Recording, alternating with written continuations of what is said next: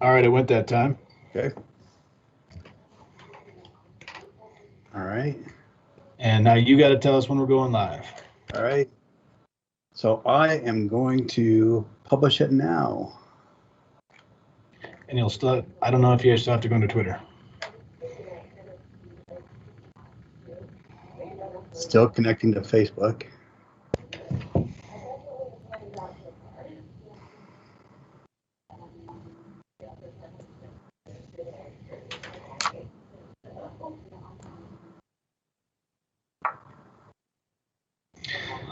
All right, everybody. How's everybody doing out there? It looks like we are live. We had a couple technical difficulties, but we are up and running and looking forward to our lunch with law enforcement today. Today, why don't we have the panel introduce themselves? I'm Deputy Jason Blanchard, and if anybody else out there wants to introduce themselves, go for it. Yeah, real quick. Hi, Tony Spurlock, your Douglas County Sheriff. Welcome, everyone.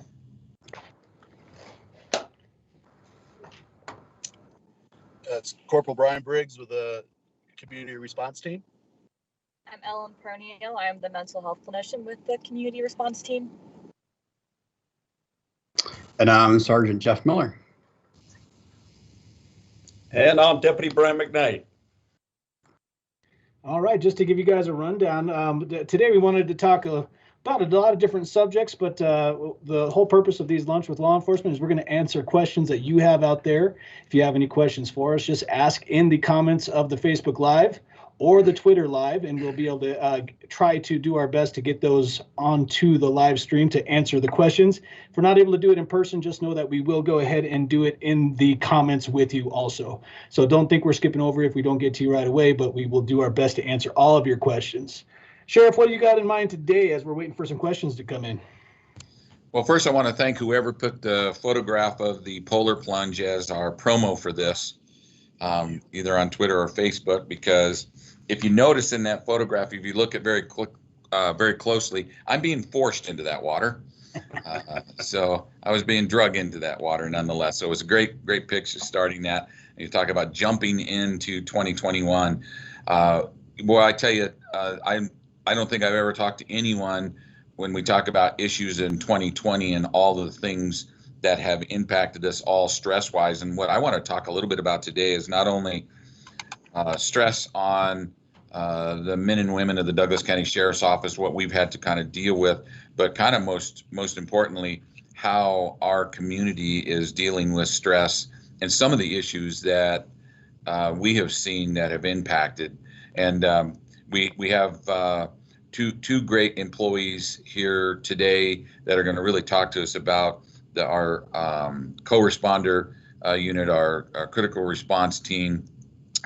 Alan and Brian are going to talk to us a little bit about what they do and how they are impacting this really, as I call it, this really problematic issue of the way that we are having to deal with not only COVID, but just stress in the media and stress in our world, what it does to us from a mental health perspective. And so we really want to talk about that and also be aware that, mental health issues closely connect themselves to other health issues, and those things kind of go hand in hand. And we want to talk a little bit about what we can do what our role is as the Sheriff's Office and helping folks get through those things. So, one of the things that was a big issue, obviously, in 2020 is that we had a lot of stress in our world. Unfortunately, we had the George Floyd incident that caused really just a lot of issues in our country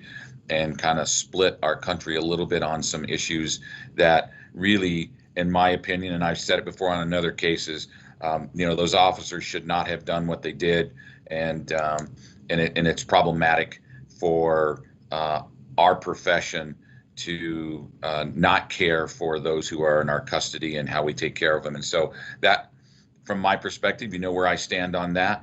I think that was very stressful for everyone. Then we had just another a lot of tragedies inside our office with a lot of things. But probably most importantly is we had the stress of COVID and how COVID, we were having to deal with it as a community and what we were doing in law enforcement, how we were addressing it, how we were having to change our operation, and how we would engage our community. And of course, in the middle of all of that, we have a presidential election.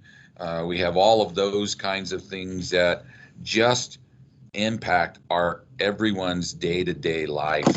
And I don't know of anyone that any one of those four topics I talked about had not caused some kind of stress related issues for them, either at their work or in their personal life. And so those are the kinds of things that I think that we really should be focusing on. What have we done? We're doing a lot of great things here at the Sheriff's Office. We're getting through the pandemic like everyone else is. We've made some adjustments. We've regulated some of our movements inside our office, but we're doing a lot of Zoom like this and Facebook Live and Teams meetings inside, making sure that we're staying in good communication. But even then, it's kind of stressful because we can't sit around and have a meeting as many people as we used to have sitting at a table and having this interpersonal communication. So you can't see, I talk with my hands, but if I do that on this screen right here, you don't see much, just me, doing that. So it's one of those things that makes it a little bit difficult for us, but we're trying to do it. We're trying to overcome the stress of dealing with those kinds of circumstances. So we really encourage those of you who are listening, please give us a call. Law enforcement is dealing with lots of stress. My heart and my prayers go out to the FBI and the Miami office for the 2 FBI agents that were killed and the others that were injured. These are tragic. I know earlier this morning that there were 3, I think, National Guard members that were killed in a training exercise here in the United States again. So, this is stuff that we see every day. We hear it on the news. You might be related to it in some way by, like us, as a law enforcement member or someone who was in the National Guard or served in our military and understands the risk that those citizens take by serving our country. And then we have something terrible happen. Those things just mount up on us. Every day it continues to weigh heavy on us. And I think one of the great things, I'm not going to be Ellen here. I'm not going to be the expert in the field, but I play one at nighttime. I think that the more you talk about it, the better off you can work through those. Am I getting close for a treatment program there, Ellen? Is that a good start? You're spot on. See, there we go. There you go. There we go. I've done it. So I think it's important for us. So I hope that the folks that are listening today, if they have some great questions or some comments, please feel free to fire them away in the comment section. And Jeff and Brian and Jason will monitor those and we'll get those answered and we'll kind of move on. But I wanted to really kind of turn this over a little bit to Brian and Ellen and have you guys tell us a little bit about yourself. I know we've done a couple things like this, what you guys really do, what your background is, and kind of go from there. So it's all yours. Thanks, Sheriff. Just a quick reminder, we're a co-responder program that's a law enforcement mental health professional that ride in this office of ours 40 hours a week. We respond to mental health crisis calls, substance abuse calls, that kind of stuff, our 10 hours a day in our shift. That's all we do. We modeled our program after the Springs. The sheriff and the county was able to bring this program to Douglas. We've now expanded into Castle Rock and Parker. They have teams. I'll throw out there that if we touch on anything that might affect you or your family or somebody just to call your local dispatch center to ask for a CRT team, generally 9 to 9, Monday through Friday. There'll be one of us on. But that's kind of what we do. My background, I've been with the Sheriff's Office 23 years, detentions, patrol. But midway through my career, I got introduced to the mental health side of it, served some time on mental health courts, drug courts, things like that. That got me kind of hooked into this. And now very blessed to be in this position to actually be able to go out and try to help some people get back on track.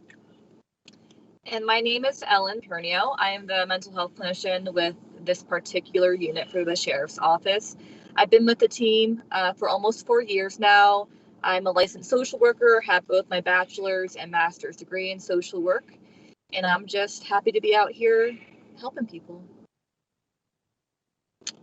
And I was just going to lead off. We asked to be kind of we just lately with the COVID, I got to be honest, the first couple months we weren't very busy, but now we are extremely busy. And one of the biggest things we're seeing right now, so if you or a family member out there struggling, is severe alcoholism. We are seeing unbelievable what we call PBT ratings, 4, 5, 6 times the legal limit. And so if you know somebody that's out there struggling, unfortunately, we've lost a couple clients to alcoholism, and we just wanted to get the kind of the word out there that if there is somebody you know that's struggling, call your local dispatch, call a local treatment provider. If you reach out to CRT, we'll tell you some good places. Part of our program is to work with your insurance. We know who and what takes what insurance, so we try not to run your bills up. But if you know somebody out there, we still have our classic mental health calls, but we are on an unbelievable run of alcoholism right now on extreme levels all across the patrol spectrum. Brian, I think one of the things that I think a lot of people talk about today is obviously what is the effect of COVID-19 and how has that affected our community as a whole. And there's no doubt that restrictions and just things make people you're changing their life, and change is always difficult to deal with. Are you seeing things that might lead you to believe that this might be something that's connected to the impacts on COVID on how people are not able to kind of do what they normally would do in the past, or I want a street person's perspective on that. Well, I'll start, then Ellen do it. Absolutely. I've been telling my friends and stuff, I think we're getting to a cracking point here because we've been locked down on some level. Some freedom's gone almost a year now, to where the alcoholism is there's no doubt I can sit there. We can talk to these alcoholics and stuff. They're bored. They've been out of work 3-6 months. All they do is sit around. Like you mentioned it earlier, the negative news. We saw increased calls around election time and the Capitol thing, things like that. There's a direct correlation to what's going on in the world to what we see, no doubt about it. I'll let Ellen share her observations. I think you're right, Sheriff Spurlock. I think that the problem has always been there, but I think that COVID has probably amplified it. We talk to a lot of people who, like Brian said, we sit down and we talk with them, ask them questions, and a lot of it is they don't really have anything else to do, and they're looking for something to fill their time. And I think it's important to remember that COVID has affected each person differently. For us here, we've been lucky enough to go to our job, every single day. But for a lot of people, it's easy to forget that they've been out of work, or they've become a stay-at-home teacher and parent with their kiddos because the kids are home from school. So I think that for each person, COVID has affected them differently. And it's important to remember that when you go out on these calls, is that not every person has a job or has support in the home, or can go out and visit family, or can even go out and take a walk outside sometimes, because certain restrictions for their personal life don't allow them to go outside and do that. So some people have more restrictions than others, and that makes it harder for them. We absolutely saw a coalition to stimulus checks came out. A lot of times nothing else was open but alcohol and pot shops and stuff. So people used their stimulus, things like that. We saw a coalition when the second lockdown of restaurants happened. You had people who were out of work for 3-4 months come back to work, and then all of a sudden, a month or two later, they're back off work. We saw a direct people that had been in the restaurant business struggling, and were like, looking to get out of the business, to be honest with you. And I think all of us here can attest, like during the market, shut down, we had a lot of real estate and construction people that want to be police all the time, right? I think we're going to have a lot of restaurant workers that are going to come into government work because we usually don't get shut down too much. So absolutely, COVID it's been unique. I've just got done with yearly stats. Absolutely, you can see the differences in stats. Well, not to mention just the fact that people deal with stress in a lot of different ways, and alcohol is one of the easiest, most accessible ways, also one of the most unhealthy ways of dealing with the stress, and COVID has brought a lot of stress with it. So a lot of people just resort to that easy, I can go grab a couple, a pint of something and be good to go for the night, but that's leading to a whole bunch of other issues when all of us know, because we're trained constantly, instead you should probably go for a walk or get some exercise or meditate or yoga, whatever you got to do to get that stress release versus just going out and drinking. So we haven't even touched on being out of school, the kids, and how much we've seen that affect a lot of kids. I gotta be honest, I think we've gotten to some families where like one kid is thriving because he does better online, but the other kid that we're there for is not, because they're not in school. So there's been there's a direct correlation, and this thing, it's literally affecting everybody, probably school age to the elderly. It's an interesting dynamic because you can usually have some kind of disaster happen. It doesn't affect the whole population like this has. So it's been an interesting journey, to say the least. Very good. We've got a lot of questions coming in. Just while we've got you guys on with the CRT team, a lot of just thank yous, some very direct thank you to your specific team for saving, looks like a sister's life, which is really cool. There's people that have been directly affected by you guys and your team out there. And if you go through the comments, you'll see them. There's a lot of comments coming in. We already kind of addressed if we're seeing an increase in calls involving teenagers and struggling. Do you want to talk about the other team that's out there in Douglas County? Yeah, we have a youth team as well.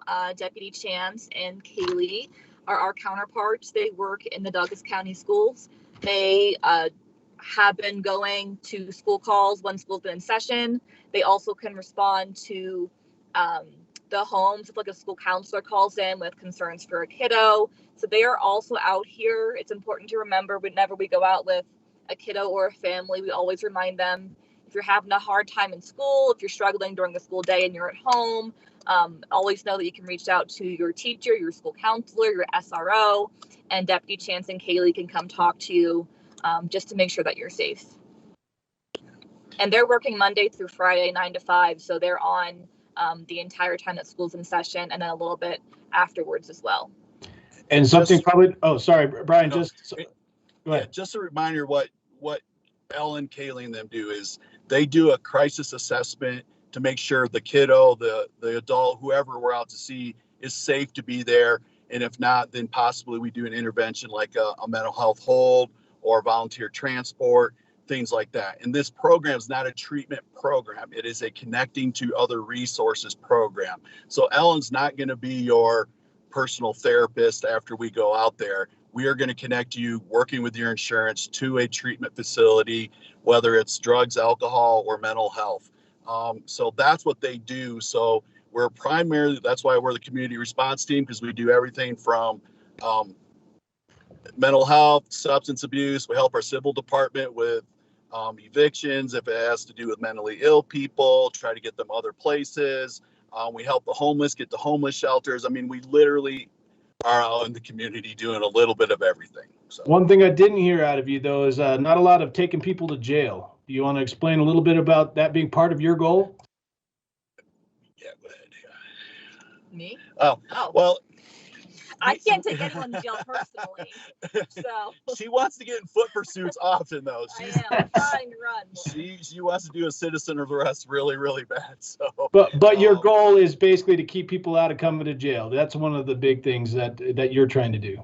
It's really, we have three big goals. Keep mentally ill people out of the jail. We're trying to decriminalize mental illness. Okay. So this car that's provided by the sheriff's office is an unmarked car. So if we come to visit you, you don't have to worry about being embarrassed by the police car being out there for the third or fourth time. We do not have a cage. If you look behind us, we don't carry you in a cage, because generally if you're mentally ill, you're not a danger really to anybody. maybe yourself at the time. And we also, by policy, do not have to cuff people that are compliant, not being aggressive, things like that. We're trying to decriminalize mental illness. Absolutely. I've got stats here, but, you know, since this program, we probably diverted, these are minor crimes, you know, the trespasses of the homeless person, or the I'm at my parents' house and I think I hear stuff on the wall and they hammer, criminal mischief, property crimes, things like that. We try to divert them away from the jail and into a proper thing, because in the end, generally speaking, on some of these things, they really don't know what they're doing. And the family's not looking for them to get put in jail too. The other thing we try to do is divert away from emergency rooms. Emergency rooms are great for broken arms and stuff, not great for chemical imbalances, things like that. So Alan does an assessment. As long as your insurance can get you there, we'll take you directly from your couch to a mental health facility, skipping the ER. In 98% of our cases is what we can do it. And then what's our other one? I just wanted to say really quickly that a lot of the credit for those jail saves goes to Brian and the other deputies that are out here de-escalating these people really, really well. Sometimes they'll talk to me and I can do it, but sometimes they have no interest in talking to me, entertaining me, trying to de-escalate them. And then Brian and the other guys and gals have to step in, and they really do an amazing job. It's astounding. I wish you guys could see it sometime, how they can bring people down and calm them down and get them to be compliant. And then they just go for a ride with us. And we've been in some pretty sticky situations recently, and I really have to give them credit for being patient, so patient, and just talking to people for 10, 15, 20 minutes and bringing the level of stress and anxiety down. We are very blessed. The sheriff's office has been progressive. I went to my first crisis intervention training in 2003 when it was just a new thing. And most of our staff is trained in that. And that's to train deputies through a week class on how to de-escalate people that are mentally ill or under the influence of drugs or alcohol. And the basic concept of that is be patient. Work with them, find a hook, build rapport, find something that'll get them to calm down to where you don't have to go hands-on. Knock on wood. I just did the math the other day, Ellen and I and this team, this CRT2 team, and we've been out about 4,300 actions or contacts. And to this day, we've never had a use of force. We understand that we're on borrowed time because of the clientele and the crisis that we deal with, but that's a credit to the training we've gotten, and it's a credit to our command staff that's picked good deputies, the hiring process, everything.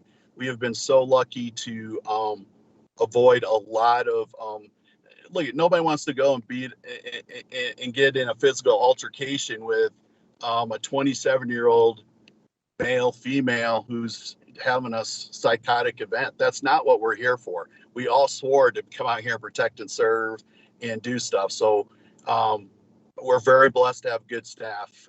And so.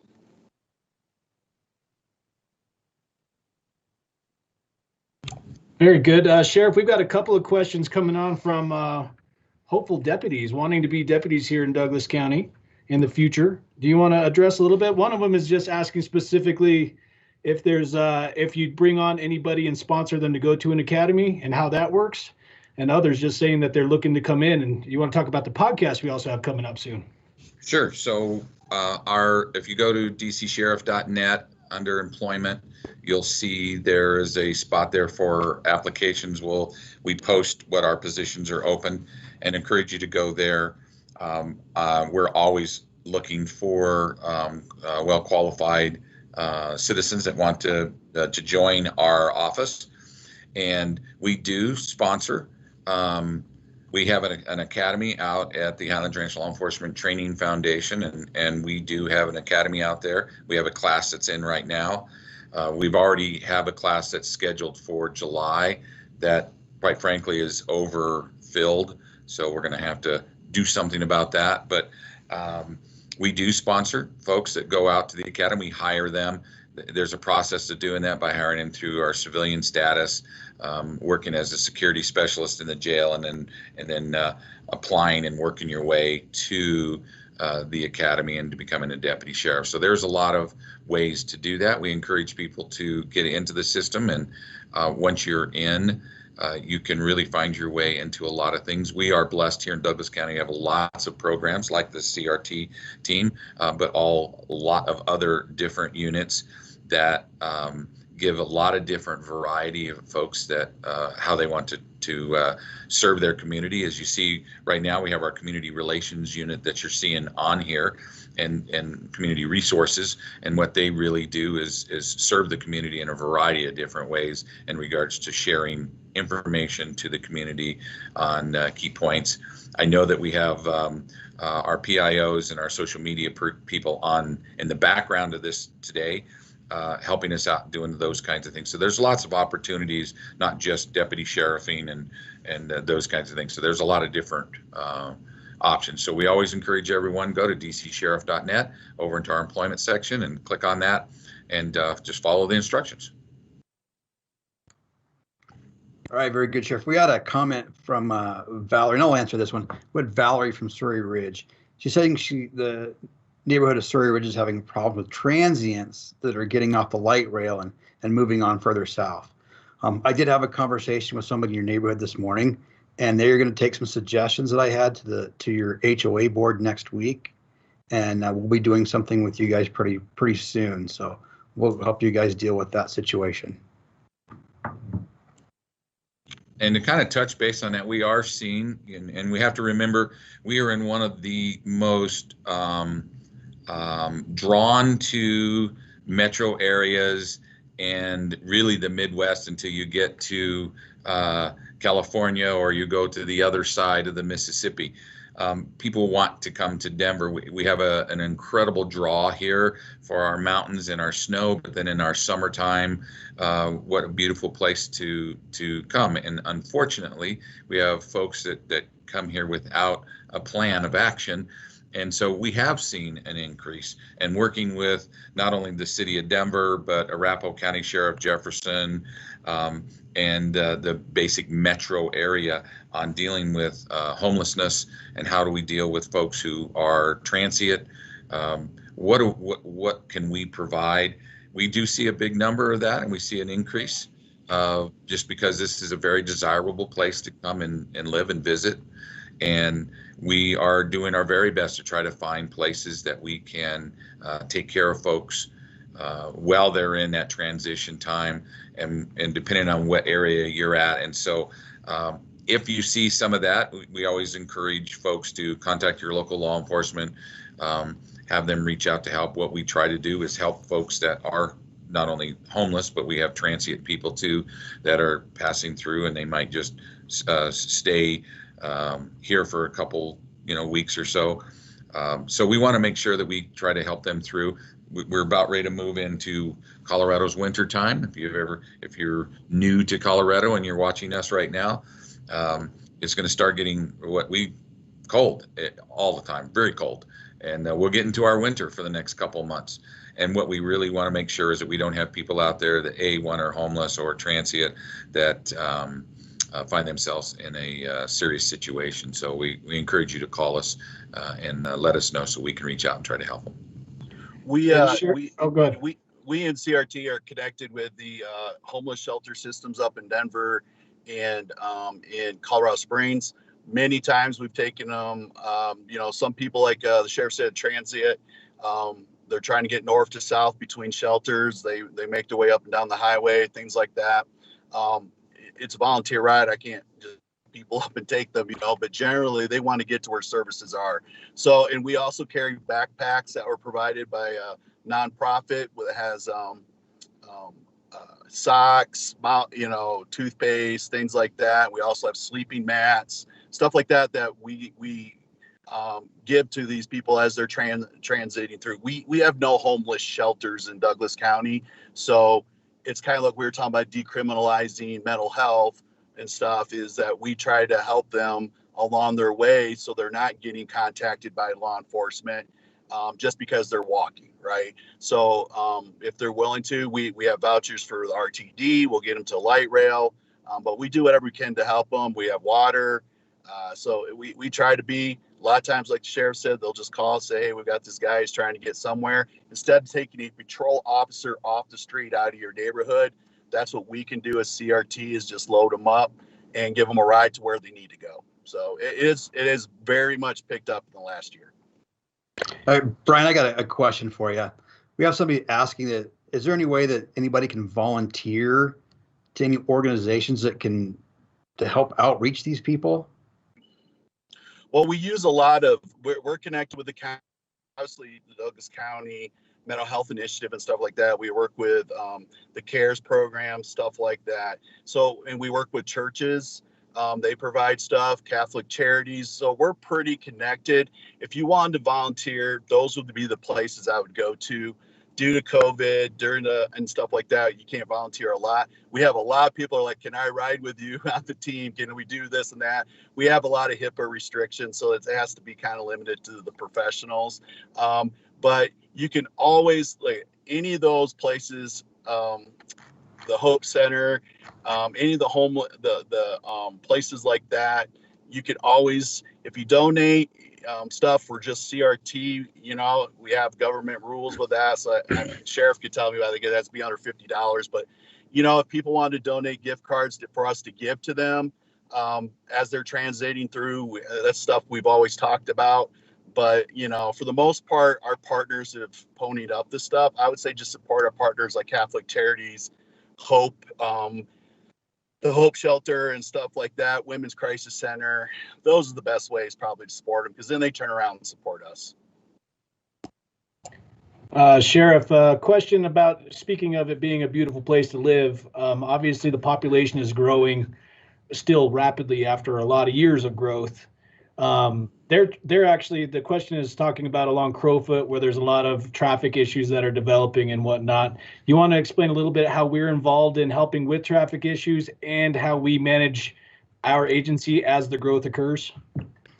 Sure. So we have a great relationship with the planning department, and then of course we work very closely with the municipalities. And when you have an area like Crowfoot Valley that is growing all the way up to the city of Parker on Stroh, to Padera, down to the portion that's in the city of Castle Rock, all of that area is just, it's a great place to build a house and some great views. And so we are always working with not only the planning departments, but also the municipalities on growth in those areas. And what we play a role in that is that we talk about how we can do infrastructure, what's the best way for working with engineers, where we would have the roads being widened.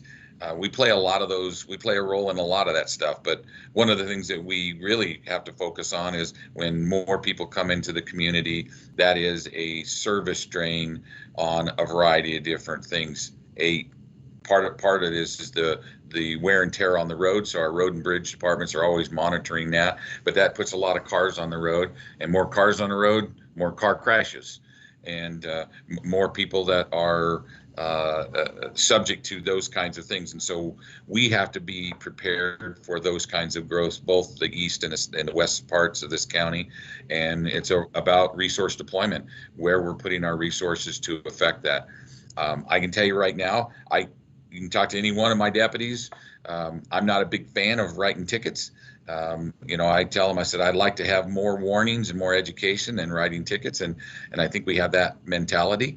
I do have a traffic unit, and their specific job is to focus on target areas where we have high risk, high number of crashes, where we have auto pedestrian crashes. And we have an area where they do a lot of speeding, or we'll have some drag racing and those kinds of things, just based upon some of the cool roads that we have here in Douglas County. And so we do target those areas, and their job really is to write tickets. That's their enforcement side. But for the general portion of our deputies, they're really for education. And what we really like to do is educate people in regards to traffic, and growth and be aware of what's going on around their community. And then when we have new lights, I just noticed that there's a new light out here on Leggett Road in Santa Fe that they're putting up by the school bus garage, not very far from the Justice Center. And some of those things are to make it safer for people to egress. So we play a role in that, but also play a role in how we ask the commissioners for additional money for more deputies to provide more service. More people require more work, and that's Brian and Ellen, they're going to be a part of that. They know that the population grows, their call numbers go up, and that's just a fact of life. And so we have to look at that on a regular basis on new developments that come into Douglas County. All right, we have a question from Michael. Wants any updates that we have on car thefts and Prowl issues in Castle Rock. It seems to pick up a couple months ago, but it seems to be quieter now. I know it's been a hot topic in the news lately about auto thefts and stuff like that. So I don't know if you want to address that. Sure. So we enjoy a great relationship with the city of Castle Rock, Parker, and Lone Tree. We have a combined regional unit that is our impact unit. We also work together with our SET team that really focuses on auto theft and car prowls. So we have a lot of folks that sometimes leave their computer, leave their purse, their bag in the car, and go into home and finish up their life at home and forget their stuff is in the car. And criminals will come by and they see it, they'll smash out your window, they'll take your briefcase. And we obviously encourage from an educational perspective, don't leave anything valuable in your car at all, because it's just an opportunity for someone to steal. And we have great video from citizens around county.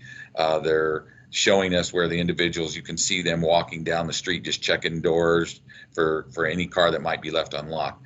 But we also do have a very aggressive program on focusing into those areas. So when we see it happening, we work closely and we will flood those areas at particular times of the night. And our goal is to apprehend those people who are not only breaking into cars, but also stealing cars. I will tell you that in 2020, we had an increase of about 52% auto theft in Douglas County over what we had in 2019. That is a huge number. I can also tell you that number is equal to what we're seeing in the metro area as well. We just a lot of auto thefts during 2020, and we're really focusing on how we can A, prevent it, but B, interrupt it, and then what we can do for prosecution. And I would encourage everyone that's on here, watch your legislators, see what your legislators are doing, making sure that we are not, quite frankly, decriminalizing some of those kinds of crimes, and just making it to where it's almost impossible for us to impact individuals that are committing those kinds of crimes. You do have to have some kind of consequence when you're destroying someone else's property or you're stealing from them, and we need to make sure that we let our legislators know that and be a voice to that point to say we need to have the ability for law enforcement to take action and let the court systems work its magic to make sure that people that are committing those kind of crimes have a consequence. I've got Linda here who actually just said 9 p.m. routine with a big exclamation point, just to give some people out there some context on what that is we push that at 9 o'clock every night before you go to bed. Go out and do some simple steps like empty out your vehicle, lock the car doors, roll up the windows, make sure the keys aren't in the ignition, because most of the auto thefts that are happening, they're just turning the keys that were left inside them. Then make sure you close your garage door, close and lock all the windows and doors, etc. It's just a quick walk around. Once you get it routine, takes maybe 3 minutes to do it all.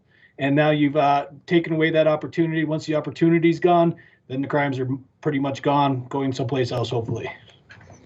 And I'm gonna give a kudos to that, because I have to tell you, my wife always gives me heck all the time, because before we settle in, I do the same thing. I have my, as I call it, my scan of the house.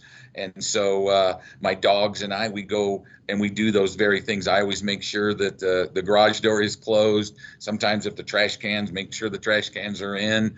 The car is locked. My briefcase is inside the house.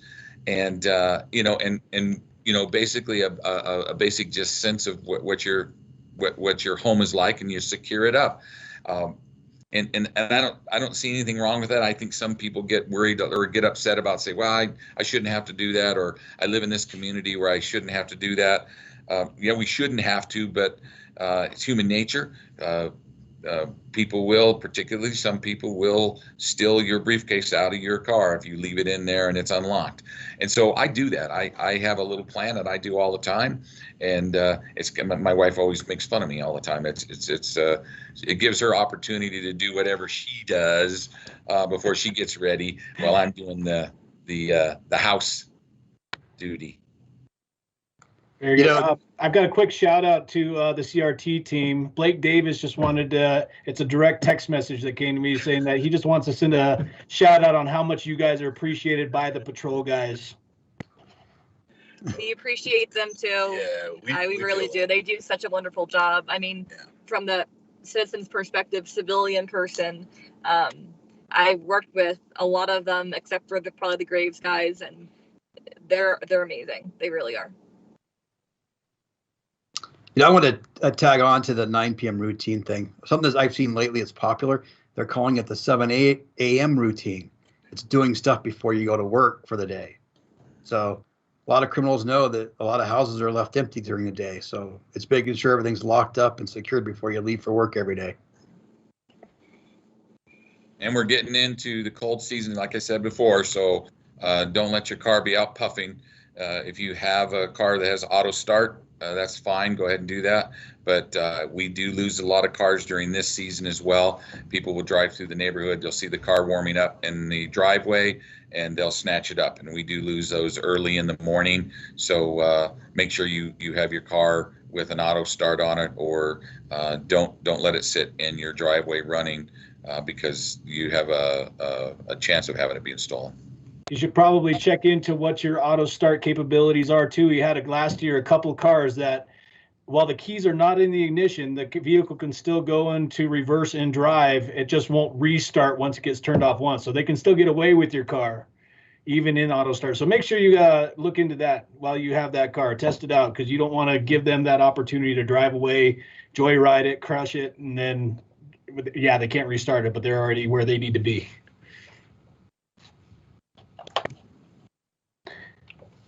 Just a reminder to everybody out there, if you have any questions, please ask in the comments. We're happy to answer anything we want. We got a few more minutes here before we close out, but we're happy to answer any questions you might have. I got a message from Scott. I just want to say a shout out to Scott for watching us today. Hey, one of the things I was going to add when someone mentioned volunteer opportunities, I thought we should also mention our CSV program, where citizens come to the sheriff's office and volunteer. We have a great program, and our citizen volunteers do incredible work for us. If you'd like to learn more about that, just go to dcsheriff.net and look for Citizen Volunteers or CSV program, and you can learn a lot more about how you can help out the sheriff's office and volunteer. Thanks for that, Brian. I also wanted to touch base. One of the programs that we're in, and we really do believe that it does make a difference actually for the wellness of our employees, and that is participating in other programs that are good for the community. And we are very strong in Special Olympics here at the Douglas County Sheriff's Office, and there are some wonderful programs that you can participate in. And I can tell you, when you have the opportunity to participate in any one of the unified sports or be a part of any one of the sports events that Colorado Special Olympics or LETR, Law Enforcement Torch Run, participates in, we really encourage people to be involved with that. And you do get an incredible feel of good feeling, and when you walk away from it feeling good about your world and what we do to help those who are less fortunate than ourselves. And I point that out is because the promo shot for this was our polar plunge a couple of years ago at the Aurora Reservoir.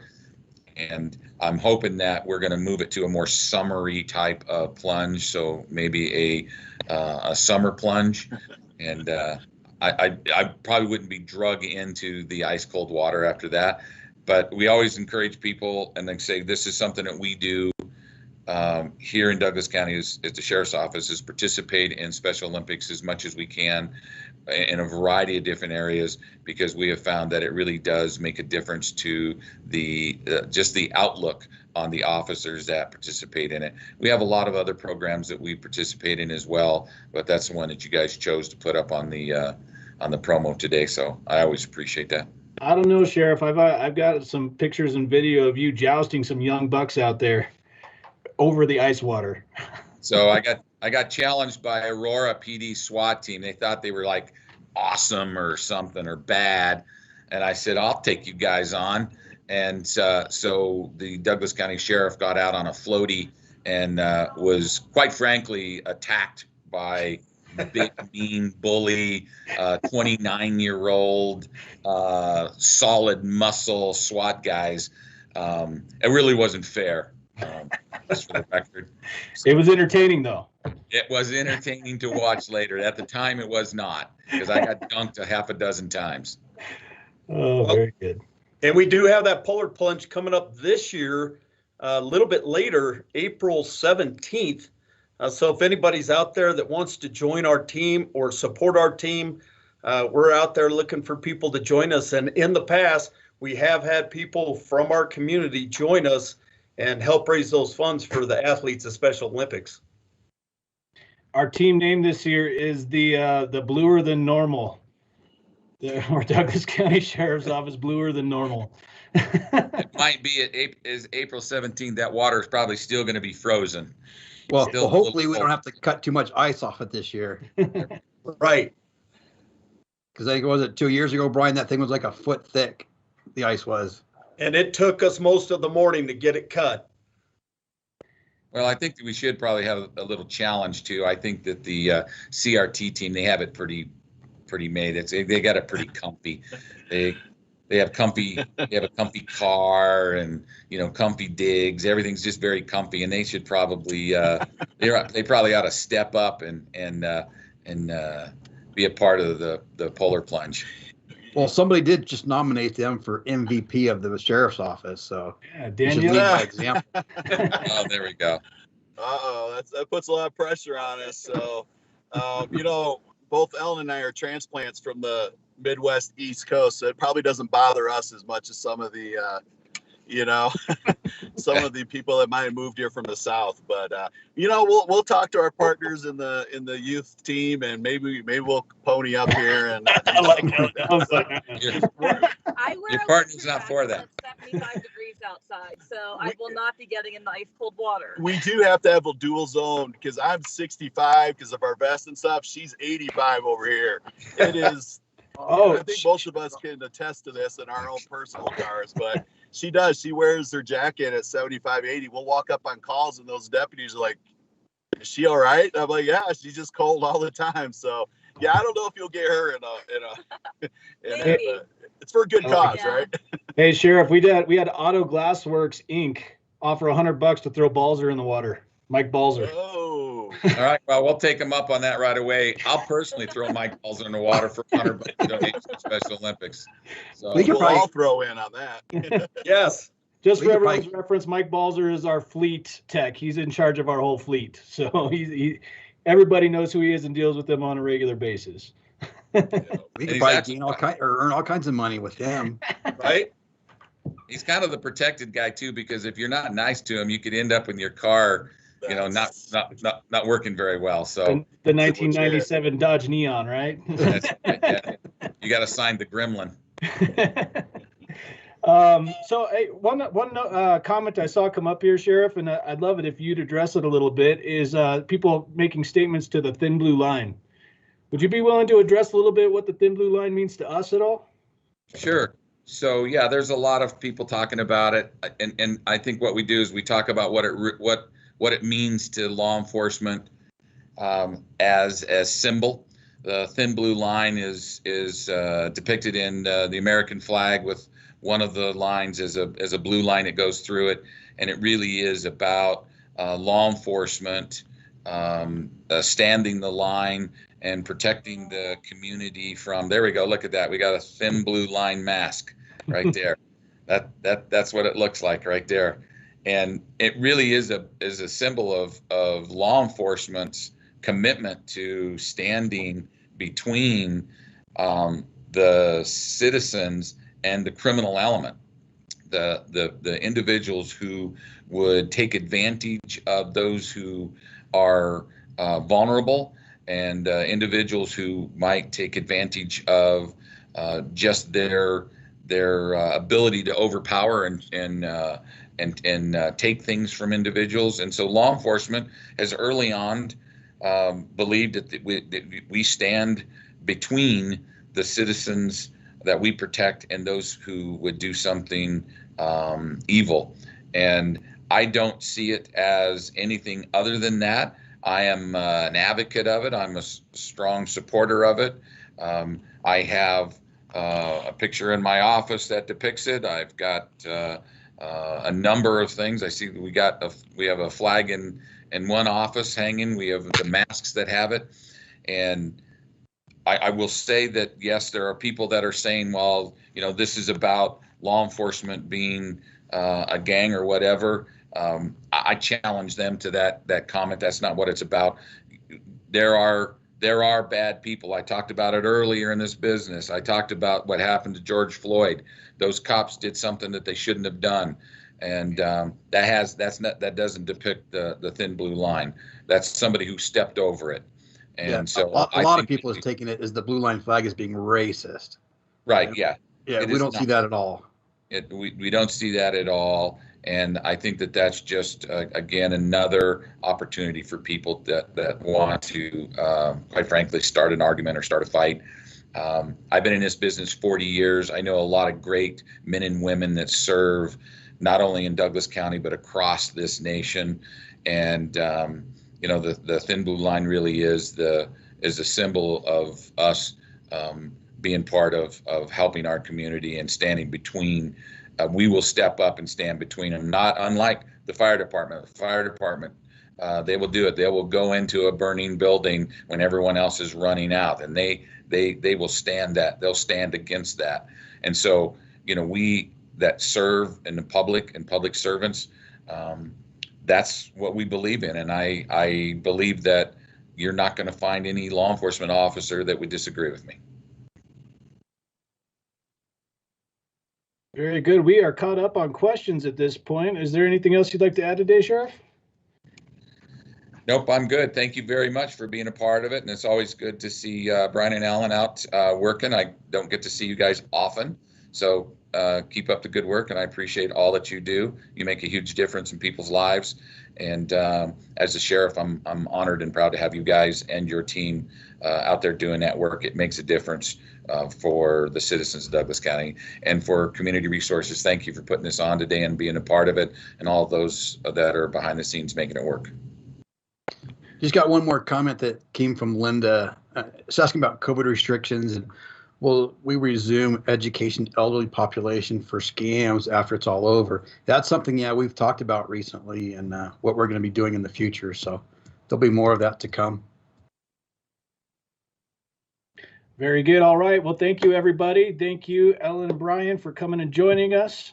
It's always a pleasure to get out here and communicate with you guys any way we can. Hopefully we get to do this in person again soon, but for the time being, we'll just keep these going and keep answering those questions as they come. Thank you so much, everybody, and have a wonderful week. Be safe. Bye.